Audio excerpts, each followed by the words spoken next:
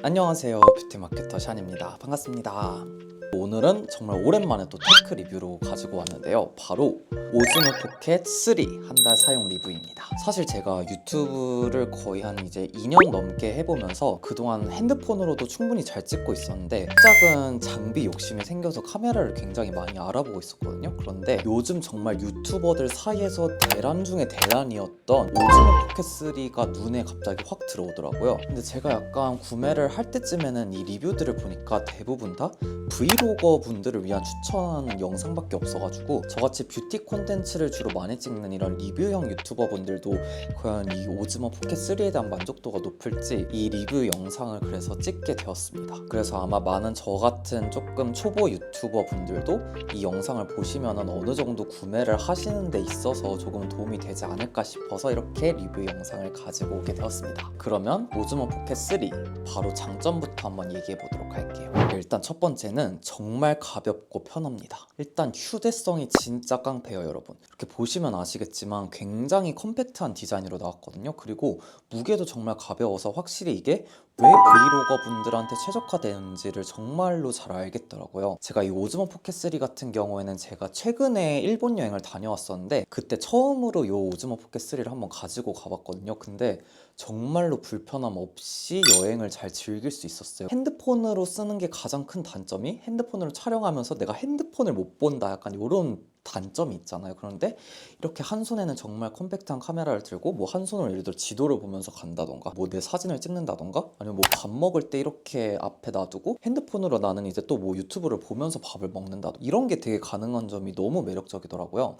그리고 이 사이즈도 되게 가볍다 보니까 가방 속에 넣어 다니거나 아니면 그냥 정말 손으로만 계속 들고 다녀도 여행하는데 전혀 불편함이 하나도 없었습니다. 그게 진짜 깡패였던 것 같아요. 게다가 화질이나 퀄리티도 너무 우수하게 나온 점이 이 오즈모 포켓 3의 가장 큰 장점이 아닐까 싶었습니다. 두 번째는 짐벌이 있다 보니까 손떨방이 진짜 좋았습니다. 사실 제가 진짜로 막 수전증이 엄청 심한 사람 중 하나인데, 근데 이 DJI 오즈모 포켓 같은 경우에는 이 짐벌 기능도 함께 탑재되어 있어서 확실히 밖에서 야외 촬영을 진행을 할 때 들고 다니면서 찍어도 굉장히 우수한 퀄리티를 보일 수 있었던 이유 중 하나였던 것 같아요. 그래서 이런 손떨방 기능이 되는 짐벌 기능이 있다는 점 굉장히 좋았습니다. 휴대용 카메라 치고 초점이 굉장히 잘 잡히고 화질이 좋았던 점입니다. 이 자료 영상을 보시면 아시겠지만 저 같은 경우에는 이런 브이로그를 찍을 때 제 얼굴을 찍는 것도 굉장히 좋아하는 편이거든요. 근데 이렇게 얼굴을 찍다 보면은 굉장히 뭐 초점이 약간 이상하게 맞거나 약간 퀄리티가 좀 저하될 수도 있는 부분이 있는데 밖에서 찍을 때도 확실히 내 얼굴을 굉장히 잘 잡아주고 이 생각보다 이 얼굴에서 나오는 퀄리티가 굉장히 또 만족스럽게 나오더라고요. 그래서 그런 결과물들이 굉장히 좀 만족스러웠고, 그리고 초점도 굉장히 잘 잡는 편이더라고요. 예를 들어서 이런 제품을 리뷰한다 했을 때 이렇게 포커스 아웃이 되는 거 바로 보이시죠? 그래서 이런 점들도 리뷰를 하는 데 있어서 전혀 무리가 없었다. 그래서 뷰티 리뷰 하시는 분들은 정말 이렇게 제품이 강조되는 부분도 중요하기 때문에 이런 점들도 충분히 커버가 된다라는 점이 좀 놀라웠던 것 같아요. 그리고 다음 장점은 많은 뷰티 유튜버 분들이 정말 좋아하실 만한 기능인데 바로 필터 기능이 돼요. 물론 막 엄청난 막 차이까지는 아닌데 DJI가 좋은 점 중 하나가 앱이랑 연동이 되게 잘 돼 있어서 앱을 통해서 나의 이런 뷰티 필터 기능을 적용해서 피부라든지 얼굴형 같은 거를 조금은 더 카메라에 예쁘게 나오게 보정이 가능하거든요. 왜냐면 막 이게 막 너무 드라마틱하게 보정을 때린다라는 느낌보다는 이게 살짝은 광각 느낌의 렌즈여가지고 얼굴이 조금 왜곡돼서 나오더라고요. 그래서 이런 점들을 조금은 자연스럽게 만들어주는 과정도 전 되게 중요하다고 생각이 드는데, 이렇게 얼굴을 공개하고 리뷰를 하시는 유튜버 분들은 정말로 만족할 만한 기능인 것 같아요. 그리고 다음은 바로 이 외부 마이크뿐만이 아니라 그냥 내장 마이크도 굉장히 쓸만합니다. 사실 이 외장 마이크를 밖에서 뭔가 여행하면서 붙이고 다니긴 좀 부담스럽잖아요. 그래서 저는 사실 이렇게 실내에서 찍을 때 이번에 처음으로 이렇게 외장 마이크를 써보고 밖에서 쓸 때는 그냥 돌아다녔었거든요. 학교 왔으니까 이런 거 하나 달고 다니고 싶은데.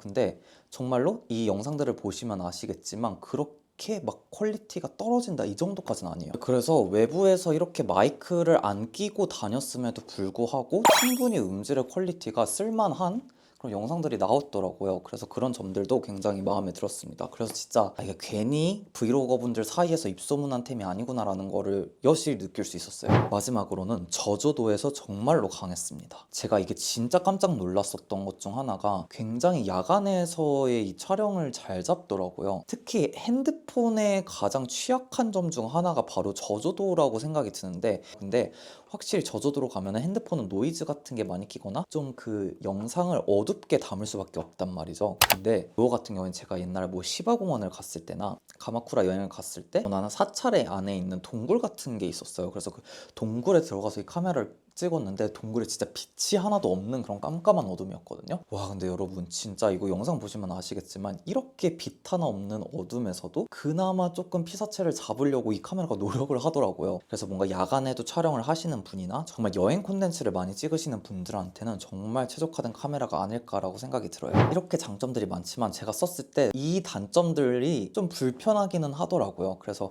이 어떠한 단점들이 있는지 바로 알려드리도록 하겠습니다. 일단 첫 번째 가장 치명적인 단점이 줌이 안 된다는 겁니다.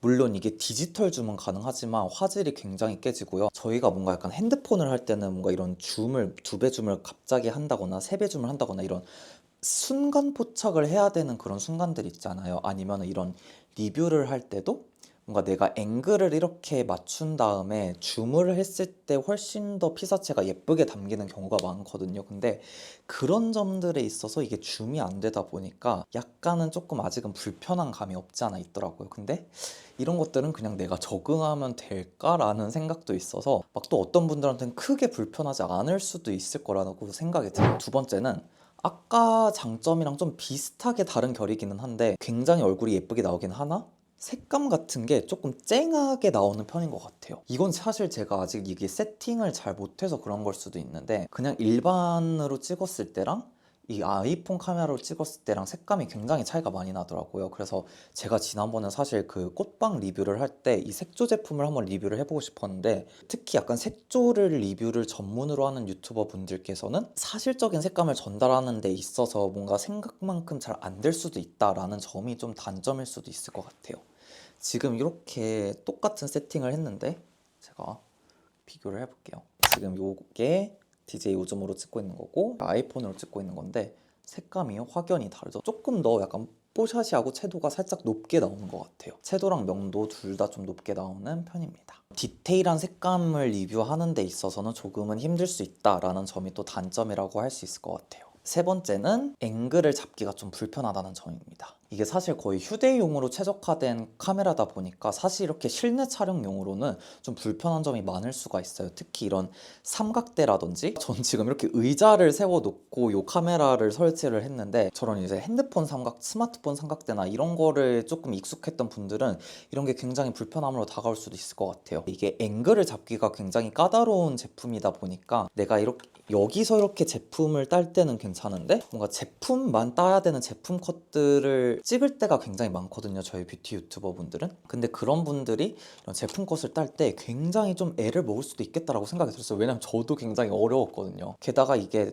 조금 광각으로 찍히는 감이 없지 않아 있다 보니까 클로즈업을 해서 찍을 때도 조금 왜곡되거나 내가 생각했던 앵글이 나오기가 좀 어렵더라고요. 그래서 그런 점들이 좀 리뷰하시는 분들, 특히 이제 얼굴 쪽으로 많이 공개를 안 하시고 리뷰만 하시는 분들에게는 살짝은 고민이 될 수 있을 만한 선택지가 될 거라고 생각이 들었어요. 아무튼 오늘은 이렇게 제가 DJI 오즈모 포켓 3를 한 달 동안 사용한 리뷰를 들고 와봤는데요.